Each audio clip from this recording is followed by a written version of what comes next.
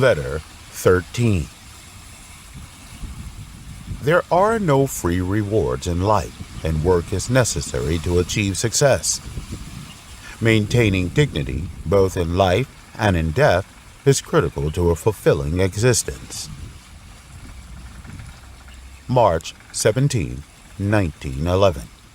Dear John, I have noticed the news that accused me of being stingy, saying that I do not donate enough. It is nothing. I have been scolded enough by reporters who do not know me, and I am used to their ignorance and harshness.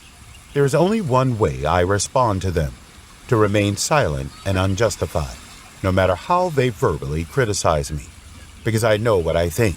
I firmly believe that I am on the right side. Everyone needs to go their own way, and it is important to have a clear conscience.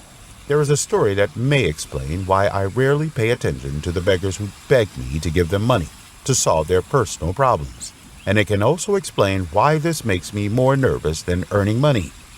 The story goes like this. There was a farmer who kept a few pigs in captivity. One day, the owner forgot to close the door and gave the pigs a chance to escape.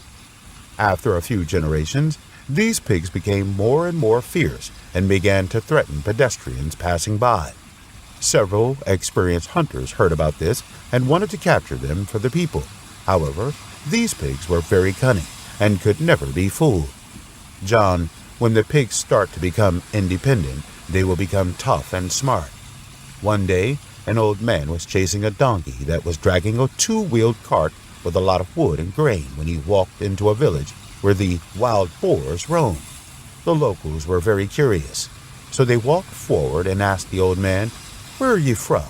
What are you going to do?" The old man told them, "I'll help you catch the wild boars." The villagers laughed at him as soon as they heard it. "Don't be funny now. How can you do something that even a good hunter could not do?" However, 2 months later, the old man came back and told the villagers in that village that the wild boars had been locked in a fence on the top of the mountain. The villagers were surprised again and asked the old man, "Really? Unbelievable. How did you catch them?" The old man explained, "First of all, go to a place where wild boars often come out to eat. Then I put some food in the middle of the open space as a bait for the trap.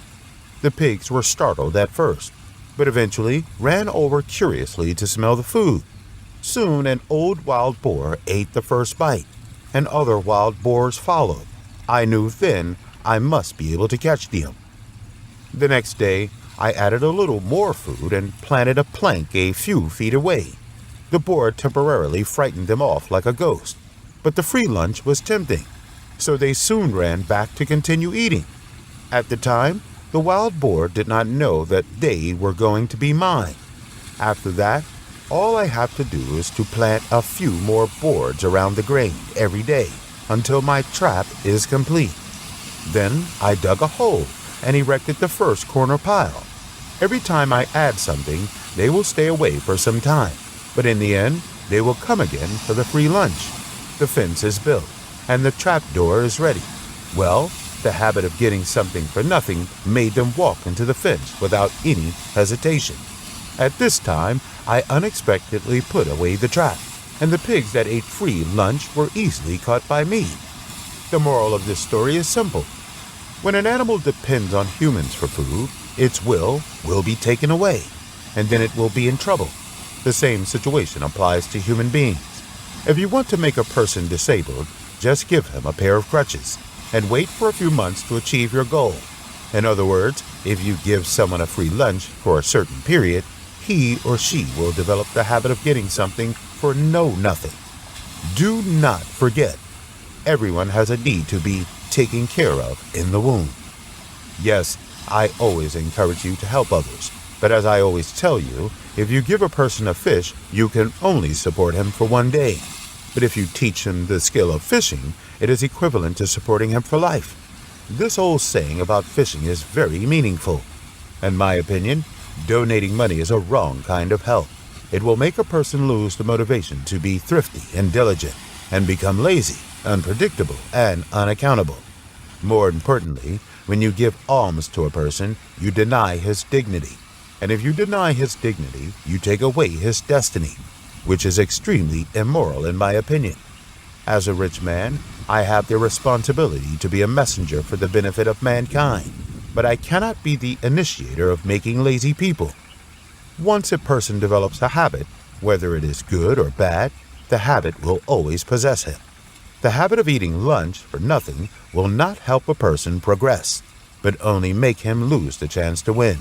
But hard work is the only reliable way out. Work is the price we pay for enjoying success. Wealth and happiness can only be obtained by work. A long time ago, a wise old king wanted to compile a wisdom record for future generations. One day, the old king summoned his clever courtiers and said, "A mind without wisdom is like a lantern without a candle.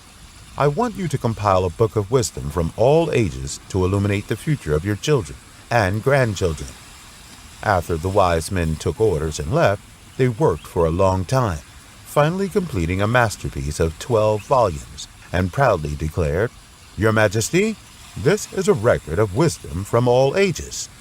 The old king looked at it and said, "Sirs, I am sure that this is the crystallization of the wisdom of all ages. However, it is too thick, and people will not be able to read it. Condense it."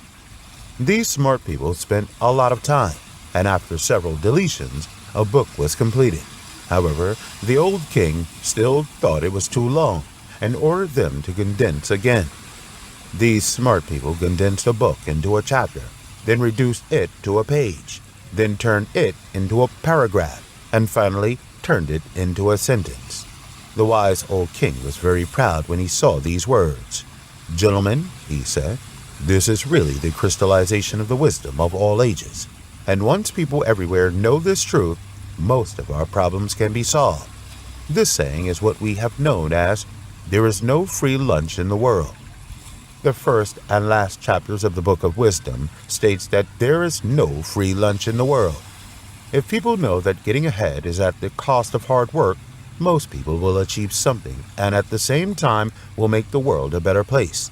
And those who eat lunch for nothing will sooner or later pay the price. To live, a person must create something within himself and the outside world that is enough to make his life and death a little dignified. Love your father."